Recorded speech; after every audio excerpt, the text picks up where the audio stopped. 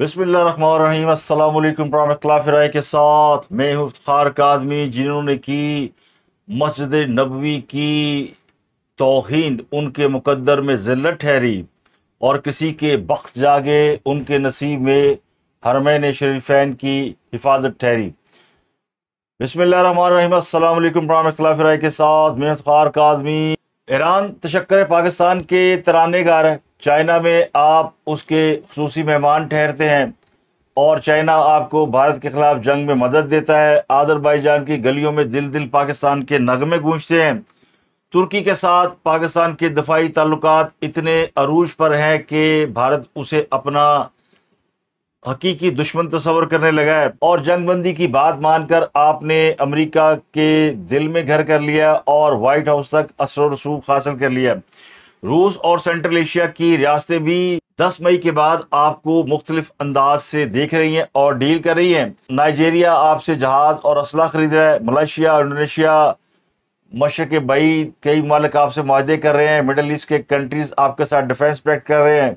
बांग्लादेश के साथ आपके ताल्लुकात बहुत बेहतर हो चुके हैं। पाकिस्तान और चाइना मिलकर वहां पर फ़ज़ाई अड्डे बना रहे हैं, और वहां पे इंडियन एयरलाइंस को जान के लाले पड़े हुए हैं।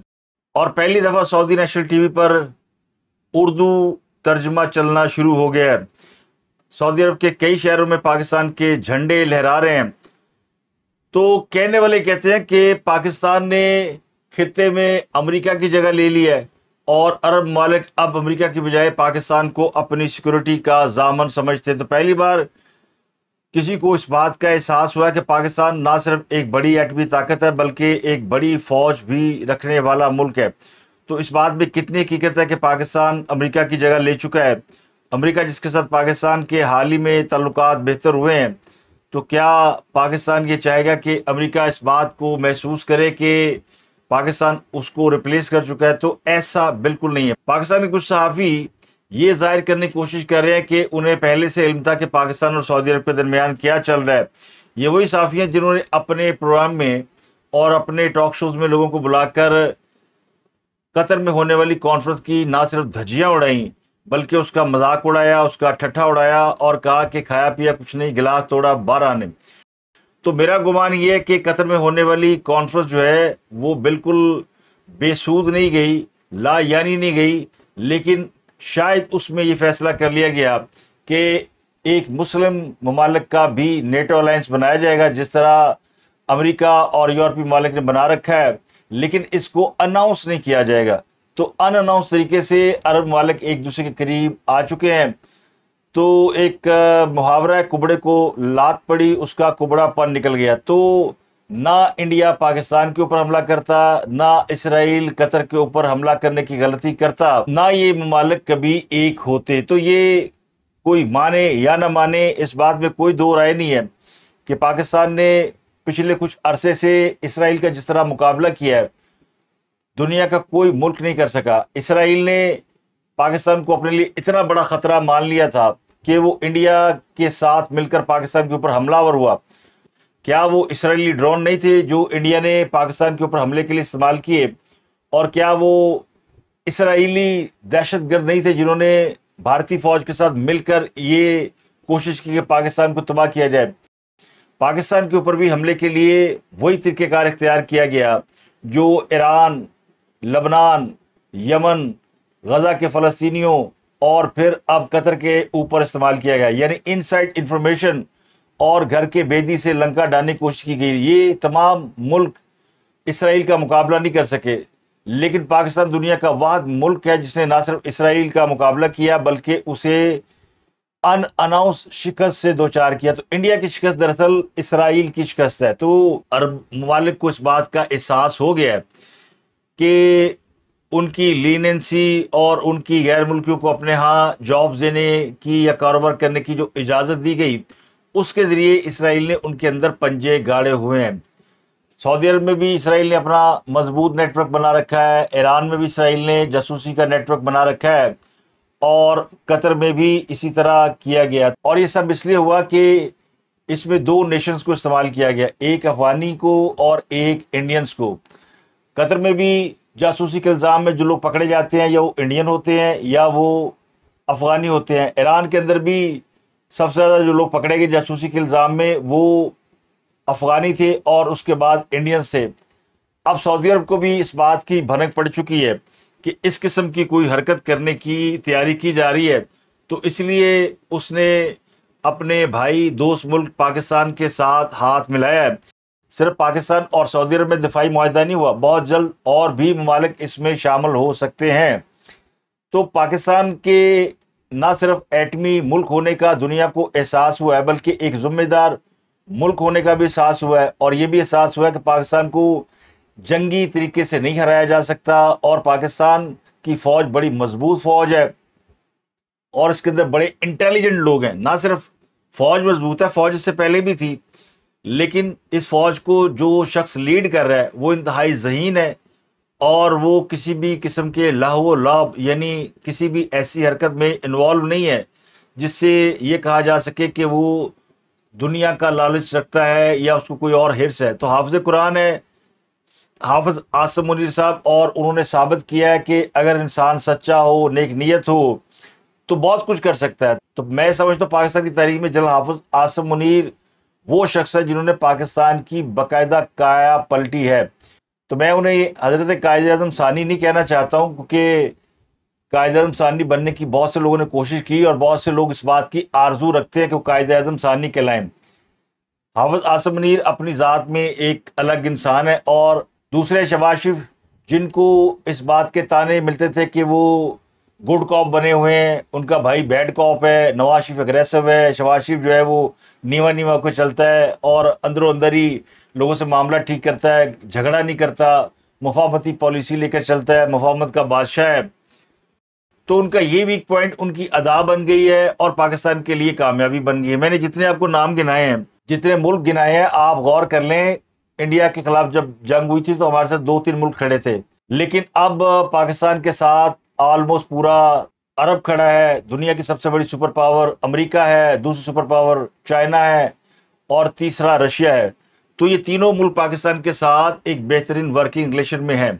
چائنا میں بھی آپ نے دیکھا جس طرح روس کے صدر نے شہباز شریف سے ملاقات کی، تو اب باقی چیزیں جو ہیں وہ لا یعنی ہو گئیں، یعنی پاکستان کو اللہ تعالیٰ نے بہت عزت دی ہے، لیکن اس میں خطرات بھی ہیں۔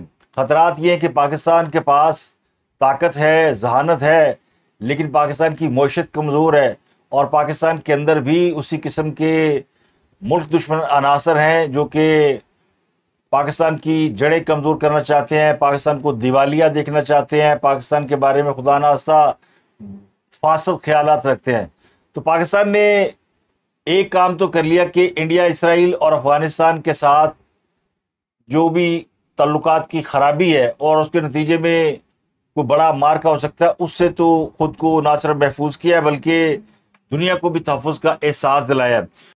تو اب اس معاہدے میں اگلے جو ممالک شامل ہو سکتے ہیں ان میں یو اے ای، قطر، بحرین اور کئی اور ممالک بھی شامل ہیں، لیکن اس بات کو اناؤنس کرنے کی ضرورت نہیں ہے۔ تو پاکستان کی مدد سے عرب ممالک نے ایک نیٹو الائنس آلریڈی بنا لیا ہے، اور مجھے لگتا ہے کہیں نہ کہیں اس بات کو امریکہ بھی ریلائز کر رہا ہے، کیونکہ امریکی صدر ٹرمپ برطانیہ میں موجود ہیں۔ برطانیہ میں انہوں نے وزیر اعظم سٹارمر کے ساتھ مل کر پریس کانفرنس کی، اور اس میں ٹرمپ نے یہ اعلان کیا کہ وہ بگرام فوجی اڈے کو واپس لینا چاہتا ہے۔ بگرام ایئر بیس افغانستان کے اندر ہے، اور ٹرمپ کے مطابق وہ صرف چائنا سے 1 گھنٹے کے فاصلے پر ہے، اور چائنا جہاں جوہری ہتھیار بناتا ہے بگرام وہاں سے بہت قریب ہے۔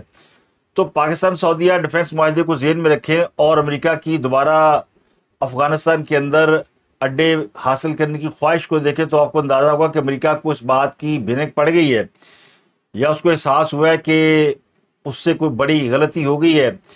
جو حرکت اس نے عرب ممالک کو دباؤ میں لانے کے لیے استعمال کی، یعنی اسرائیل اور کچھ نہیں ہے، ایک پپٹ ہے، اور اس کے پیچھے اصل طاقت امریکہ ہے۔ اور قطر کے اوپر حملے میں امریکہ جتنا بھی جھوٹ بولے کہ اس کو علم نہیں تھا کہ اسرائیل ان پہ حملہ کرنے والا ہے، دنیا اس بات کا احساس کر چکی ہے، اور عرب ممالک کو بھی اس بات کا احساس ہوا ہے کہ ان کے ساتھ دھوکہ ہوا ہے۔ تو اب وہاں سے امریکی ایئر بیس کا ख़त्म होना तकरीबन तय हो चुका है। आज नहीं तो कल अमेरिका को वहाँ से अपने अड्डे समेटने पड़ेंगे, तो फिर अमेरिका को एक मुतबादल जगह भी चाहिए होगी। लेकिन अच्छी बात यह है, मैं फिर कहता हूँ कि अब उस बात का खदशा तो नहीं है कि कभी अमेरिका पाकिस्तान को अपने लिए थ्रेट समझकर पाकिस्तान के ऊपर हमला करे, लेकिन पाकिस्तान को वो एक ताकतवर मुल्क के रूप में और उभरते हुए मुल्क के रूप में देखते हुए अपना दोस्त जरूर बनाएगा और कोशिश करेगा कि चाइना और अरब मालिक को लूग में रखने के लिए पाकिस्तान के साथ ताल्लुकात बेहतर रखे। तो मुझे इस बात में कोई शक व शुबा नहीं है कि पाकिस्तान एक बैलेंस क्रिएट करने में कामयाब होगा, और जो कि करना चाहिए। चीन, अमेरिका, ईरान, रूस और सऊदी अरब, इन सब के दरमियान पाकिस्तान को एक मजबूत मुल्क की हैसियत मिल चुकी है। अब पाकिस्तान की मुआशी तरक्की को कोई रोक नहीं सकता। जो लोग ये समझते हैं कि पाकिस्तान के अंदर जब तक मिलें नहीं लगेंगी, डॉलरों की बारिश नहीं होगी, पाकिस्तान के हालात बेहतर नहीं होंगे, तो जब मुल्कों के साथ हालात बेहतर होते हैं तो फिर बहुत से ऐसे वेंचर्स होते हैं, बहुत से ऐसे एवेन्यू खुलते हैं जिससे तरक्की होती है, तो तजारती रास्ते खुल जाते हैं। तो अब मुझे लगता है कि पाकिस्तान के लिए डिफाइनिंग मोमेंट है और पाकिस्तान के लिए तजारती रास्ते खुलने का मौका आ गया। तो 10 मई के बाद पाकिस्तान को एक और बड़ी खुशखबरी जो है वो 17 दिसंबर को मिली है। तो इस तारीख को याद रखना चाहिए, और अगर इस मामले में तुर्की भी शामिल हो जाता है तो ये अलायंस जो है वो बहुत ज़्यादा अहमियत अख्तियार कर जाएगा। जिस तरह यूरोपीय यूनियन या नेटो अलायंस और उसके बाद एक इस्लामिक नेटो अलायंस बन जाए। मैं इसको नाम तो नहीं दे रहा, लेकिन ये उसी किस्म का अलायंस है जहाँ पर एक दूसरे की मदद की जा सकती है। अमेरिका ने बहुत से ममालिक के साथ दफाई मुआहदे कर रखे हैं, तो पाकिस्तान को भी हक हासिल है कि वो ये दफाई मुआहदे करे। पाकिस्तान का दफाई मुआहदा हरमैन शरीफैन के लिए है, तो ये उन लोगों के लिए आई ओपनर है जो कि रियासत मदीना के नाम पर बेवकूफ़ बनाए गए, लूटे गए, और उन्हीं की आंखों के सामने, बल्कि उन्हीं से मस्जिद नबी में तौहीन कराई गई। तो तौबा का वक्त है। अगले 1-2 दिनों में पीटीआई वालों ने अजानें देनी है, तो उससे पहले ही नमाजें पढ़ना शुरू हो जाए, ताकि जब अजानें दें तो तौबा इकट्ठी कबूल हो जाए। अगली खबर है कि इमरान खान ने चीफ जस्टिस सुप्रीम कोर्ट को ख़त लिखा है, और इस खत में उन्होंने ये लिखा कि मैं सुप्रीम कोर्ट से 31 किलोमीटर के फासले पर हूँ, मगर मेरे लिए इंसाफ के दरवाजे बंद हैं। और दूसरा, इस्लामाबाद हाई कोर्ट में एक पटिशन दायर की गई है जिसमें यह कहा गया कि इमरान खान और उनकी अहलिया बुशरा बीबी को जेल में अज़वाजी तल्लुकात निभाने की इजाज़त दी जाए। यानी खान साहब को अब महसूस होना शुरू हो गया है कि उनकी ज़िंदगी में कोई कमी है। तो कहने वाले ये भी कहते हैं कि ये सारा थूका चाटेंगे। ये वो लोग हैं जो बेनज़ीर और जरदारी के हवाले से बुरा भला कहा करते थे, बकवास किया करते थे, अब वो जेल में खुद खुजला अरूसी सजाना चाहते हैं। यानी रियासत मदीना का लीडर जो है, जो जेल में इसलिए बंद है कि वो कौम की हकीकी आज़ादी की जंग लड़ रहा है, उसको इस जंग में ज़रूरत पड़ गई है कि वो अपनी ज़रूरियात पूरी करे। तो सीधी सादी धांधली है, बेईमानी है, धोखा है। एक तो कोई शख्स इस बुनियाद पर कि वो सुप्रीम कोर्ट से 31 किलोमीटर के फासले पर उसे इंसाफ मिलना चाहिए क्योंकि वो करीब है, उस शख्स से ज़्यादा इंसाफ मिलना चाहिए जो सुप्रीम कोर्ट से ज़रा ज़्यादा फासले पर है। यानी पिंडी वालों को सुप्रीम कोर्ट जल्द इंसाफ दे, लाहौर कराची वालों को देर से इंसाफ मिले तो कोई बात नहीं। ये वही है, साडा कुत्ता कुत्ता तो तोड़ा कुत्ता टॉमी, यानी हमें आप इसमें भी प्रायोरिटी दें। तो सुप्रीम कोर्ट के 5-10 किलोमीटर के रेडियस में रहने वाले और ज़्यादा इस बात के मुस्तहिक होंगे कि उनको ज़्यादा इंसाफ मिले। तो ये खास साहब ने कोई नुस्खा बता दिया है कि उन लोगों को जो सुप्रीम कोर्ट से इंसाफ लेना चाहते हैं कि वो और ज़रा सुप्रीम कोर्ट के करीब आकर रिहाइश इख्तियार कर लें। अब वो ख़ुद को मजलूम बनाकर आवाम के सामने पेश कर रहे हैं जिसे दुनिया की कोई सहूलत मुयसर नहीं है। यानी हमने सनम को ख़त लिखा और ख़त में लिखा, ख़त में ये भी लिखा कि मुझे कैद तन्हाई में रखा गया है और मेरा कमरा पिंजरा बन गया है। तो खान साहब ने ख़त में सब कुछ लिख दिया है, अपनी मजलूमियत की पूरी दास्तान लिख दी है।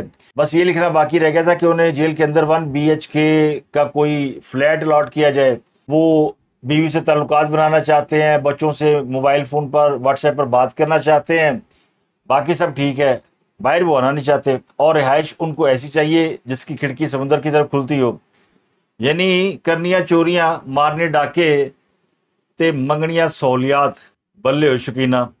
تو تحریک انصاف کے بانی چیئرمین عمران خان جو یہ ظاہر کرتے ہیں کہ اپنی خوشی سے جیل میں ہیں اور وہ کسی کے ساتھ کوئی ڈیل نہیں کر رہے اور نہ وہ کسی کے کہنے پہ جیل سے باہر رہیں گے، وہ کہہ رہے کہ مجھے ساری سہولیات پلیٹ میں رکھ کے جیل کے اندر فراہم کر دیں۔ تو خان صاحب نے ایک بار پھر وکٹم کارڈ کھیلنا شروع کر دیا۔ اب ان کا ایکس اکاؤنٹ کون ہینڈل کرتا ہے اس کی تفتیش ہو رہی ہے۔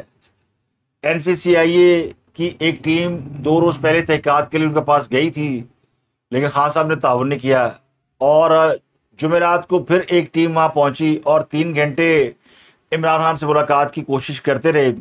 خان صاحب نے اس ٹیم سے ملنے سے انکار ہی کر دیا۔ خان صاحب اپنے کمرے دی اندر کنڈی لا کے بہ گئے۔